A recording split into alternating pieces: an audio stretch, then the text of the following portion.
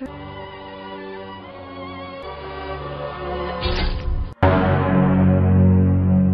ini kita akan mencoba menyelam ke dalam dunia sekte sesat pengincar darah perawan, di mana mereka juga mempunyai member atau anggota yang cantik jelita. The Nanny's Night berkisah tentang wanita muda cantik yang mencoba menyamar dengan mengasuh gadis belia yang ditinggal sementara oleh orang tuanya. Dan setelah itu, pengasuh itu melakukan ritual pengorbanan. Lalu, apa tujuan dia menjadi member sekte sesat? Ingin menjadi kaya, makin cantik, atau hanya asal ikut-ikutan? Daripada penisirin, tendang dulu tombol subscribe kalian dan inilah alur cerita film The Nanny's Night.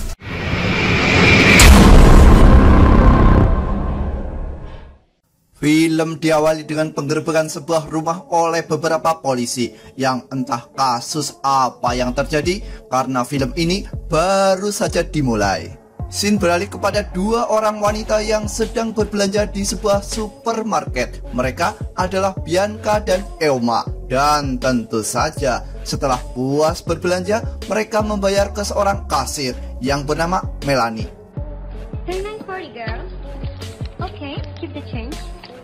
Bye. Bye. Layaknya anak muda yang kekinian, Eoma berbangga diri dengan aib yang dia lakukan, di mana persinahan seperti sebuah kewajiban. Lalu fakta itu membuat Bianca terkejut dan tentu saja kecewa. Don't worry, go home and don't think about it. Thanks, take care. Keesokan harinya, Bianca berjalan seorang diri, di mana seorang pria bernama Robert mencoba menawarinya sebuah tumpangan. Namun Bianca menolak, padahal tolakan itu hanya sebuah candaan. Alhasil, Bianca lanjut berjalan kaki. Don't see you. No.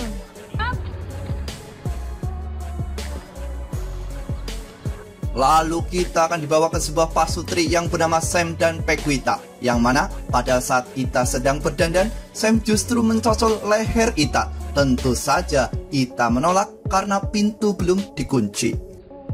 I'm almost done. And we leave. Singkat waktu, Bianca sampai di rumah milik Sam. Bianca ternyata akan mengasuh putri Sam yang bernama Nicole. Dan setelah Ita pergi, Sam menawari Bianca sebuah minuman. Beer? That's the spirit. Namun saat Sam sedang PDKT dengan sosok Bianca, Sam harus kecewa manakala Nicole tiba-tiba muncul. Where I wouldn't have any work to do. Hey, Nicole, this is Bianca. Tak lama setelah itu, Ita juga ikut muncul dan mengajak Bianca untuk berkeliling rumah sampai malam tiba. Dan setelah briefing selesai, mereka bergegas pergi lalu menitipkan Nicole kepada Bianca. Setelah memastikan kepergian mereka, Bianca segera membuatkan hidangan malam untuk Nicole yang nampaknya mulai lapar. Beralih ke Sam dan Ita, di mana Ita menelpon Nicole untuk memastikan dia baik-baik saja. Tak lupa, Ita mengingatkan Bianca untuk segera menidurkan Nicole karena sekarang sudah jam 11 malam. Namun faktanya, Bianca dan Nicole justru menonton sebuah film horor. Dan di tengah asiknya menonton, Bianca ditelepon Eoma untuk sekedar mendapatkan kabar. Hey, how's it going? Everything is okay, don't worry. Okay, thanks, babe. See you tomorrow. Setelah film selesai, Bianca mengajak Nicole agar segera tidur. Dan setelah mengantar Nicole ke kamar, lalu menemukan foto Nicole bersama pria yang katanya cuma seorang teman. Who's there? Nosy, a friend. Sebelum kepergian Bianca, Nicole meminta sebuah cerita pengantar tidur tentang legenda Jimmy sang fumigator, seorang pembunuh cabul yang berhasil kabur dari rumah sakit jiwa. So scary. That used to be his job. Puncaknya cerita, Nicole mengatakan bahwa Jimmy hanya mengincar seorang pengasuh. Lalu setelah itu, Bianca segera menyuruh Nicole untuk segera tidur. Go to sleep now, girl. Masih bersama Bianca yang terlihat sedang menggosok gigi, sementara Nicole justru melihat penampakan sosok berbaju hitam. Namun saat lampu dinyalakan, sosok itu tiba-tiba menghilang. Setelah selesai mandi, Bianca kembali menonton film, di mana kali ini dia mendengar suara langkah kaki dari seseorang. Namun ternyata itu bukanlah langkah kaki seorang Nicole. Jadi itu langkah siapa?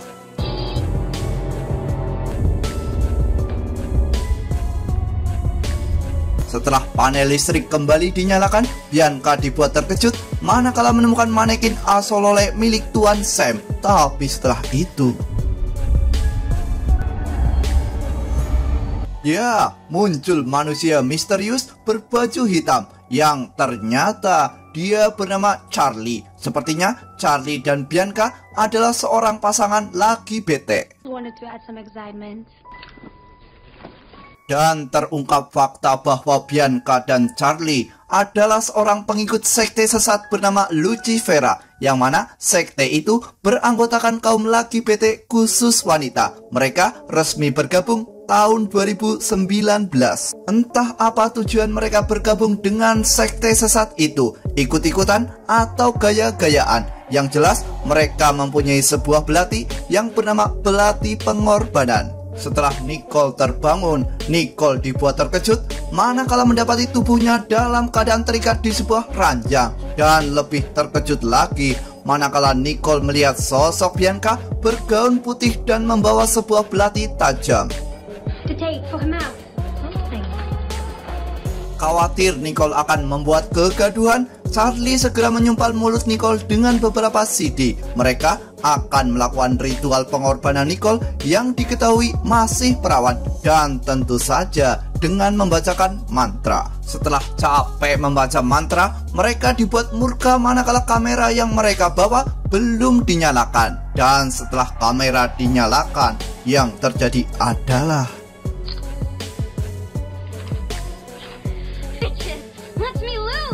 ya, CD yang menyumpal mulut Bianca justru berhasil dilepas. Lalu setelah berhasil kembali menyumpal mulut Nicole, Bianca kembali membacakan mantra. Salve Lucifera. Salve dum tuomondi l'inferno rex maximum. Saat mantra dibacakan dan belati siap dihunuskan, mereka justru dibuat terkejut dengan bel pintu rumah yang tiba-tiba berbunyi.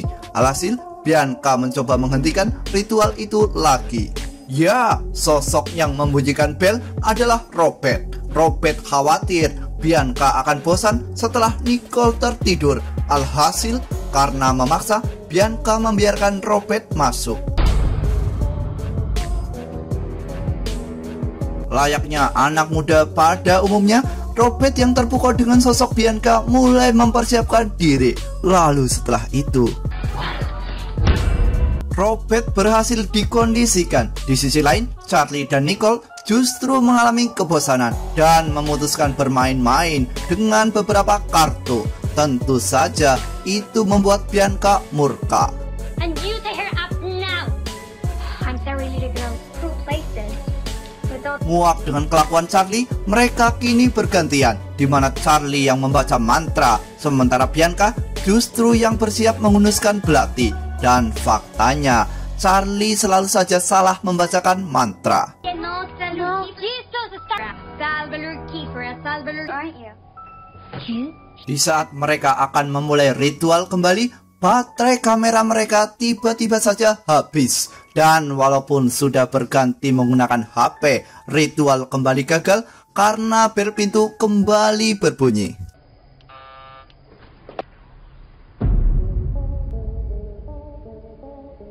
Here's your order. The pizza, 1750, please. Ya, kali ini yang datang adalah seorang pengantar pizza. Dia bernama Gary, yang entah siapa yang memesan pizza itu. Mereka sama-sama bingung. Dan karena tidak memiliki uang, Charlie mencoba membawa Gary masuk ke dalam rumah. Entah mimpi buruk apa si pengantar pizza ini, karena sekarang dia berhadapan dengan dua wanita aneh. Lalu setelah itu, yang terjadi adalah Charlie. He has to face the...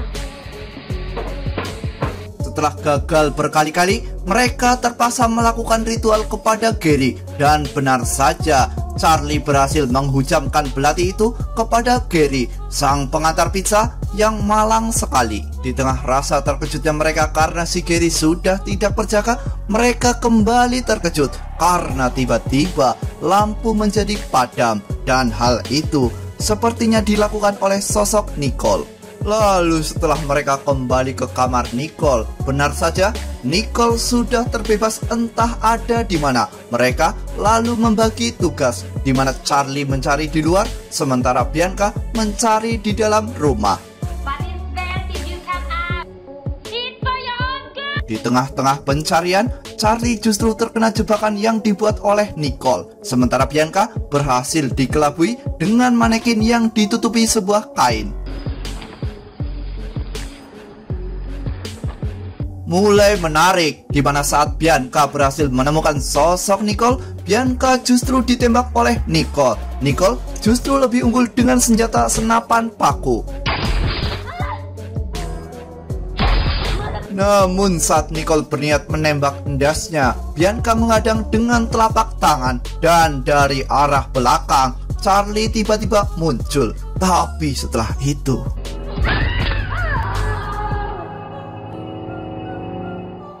ya, sosok Nicole yang terlihat polos dan imut seketika berubah menjadi sosok psikopat yang terpuaskan dengan cara membunuh.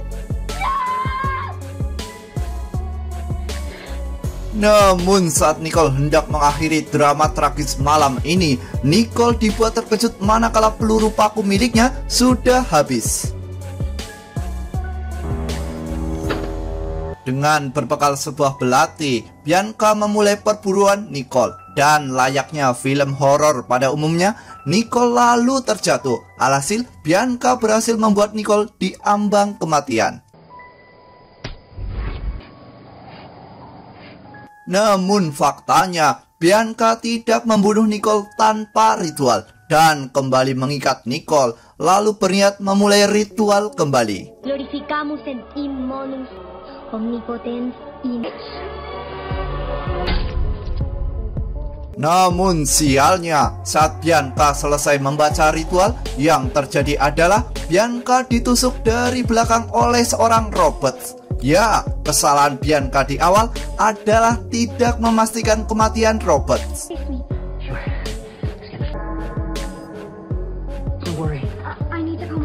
Setelah berhasil membebaskan Nicole, mereka bergegas menuju rumah sakit. Selain untuk mengobati luka-luka mereka, Nicole berniat menghubungi orang tuanya. Di sisi lain, entah siapa yang menelpon pihak kepolisian, di mana mereka sedang mencoba menelusuri ruang demi ruang rumah dokter bedah Sam yang berujung menemukan mayat yang tewas sia-sia. Lalu alangkah terkejutnya kita semua karena faktanya Bianca sudah tidak ada di tempat. Lalu apakah dia bisa hidup kembali? Tak lama setelah itu, Sam dan Ita sampai di kediaman rumahnya. Namun polisi melarang mereka karena sekarang semua masih dalam proses penyelidikan. Namun mereka tidak bisa menahan Ita.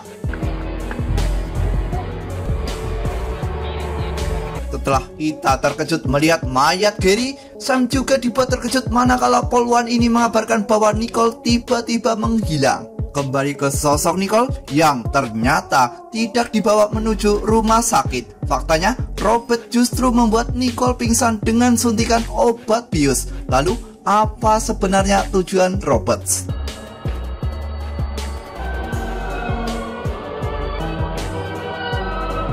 Ya, ternyata tidak hanya Bianca dan Natalie. Faktanya, Robert juga adalah anggota sekte sesat yang sudah bersiap mengorbankan sosok Nicole yang masih perawan.